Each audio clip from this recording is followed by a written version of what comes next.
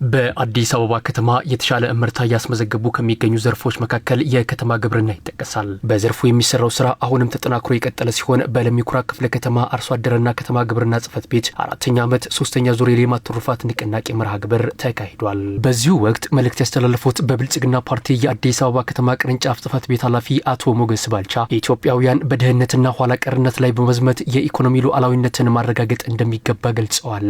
ሁሉም ኢትዮጵያዊ ከያለበት ባለው አቅምና ጸጋ ልክ ተሞ በመውጣት ድህነት ላይ በመዝመት የኢኮኖሚ ሉዓላዊነቱን ማረጋገጥ ይገባዋል።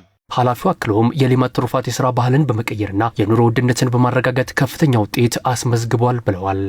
ይሄ ሌማት ትሩፋት ከፍተኛ ውጤት በከተማችን አስመዝግቧል። የሥራ ባህልን አሻሽሏል። የከተማ ነዋሪ ዶሮ እያረባ የዶሮ ቁስ እየጠረገ ማዳበሪያ እያደረገ የጓሮ በአካባቢ ያለውን አትክልት እያለማ ውጤት ማግኘት ጀምሯል። የአዲስ አበባ ከተማ አርሶ አደርና ከተማ ግብርና ኮሚሽን ኮሚሽነር ባዩሽ ጉጤ የሌማት ትሩፋት መርሃ ግብር የተሳሳተ አተያይን ያስተካከለ መሆኑን ጠቁመው ባለፉት የለውጥ ዓመታት በአዲስ አበባ ከተማ በዘርፉ ተጠቃሚ የሆኑ ዜጎች ቁጥር ከ1.2 ሚሊዮን መሻገሩን ገልጸዋል።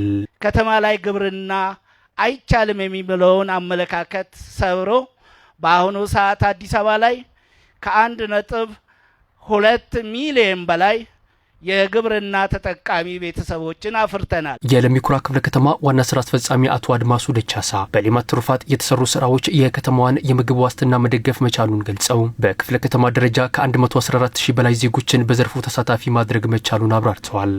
ነባር የከተማ ግብርና ተጠቃሚዎችን ከማስቀጠል እና እንደ ክፍለ ከተማ ከታቀዱት 121100 ውስጥ 114910 የሚሆኑትን በልማቱ ውስጥ በንቃት እንዲቆዩ ማድረግ የተቻለ ሲሆን የከተማውን የምግብ ዋስትና መደገፍ መቻላችን ሌላው ማሳያ ነው።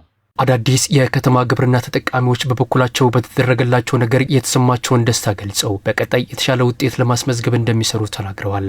ገበያ አቅርቤ ምግብ ራሴ ቤቴም ችዬ ለመስራት አላማ አለ።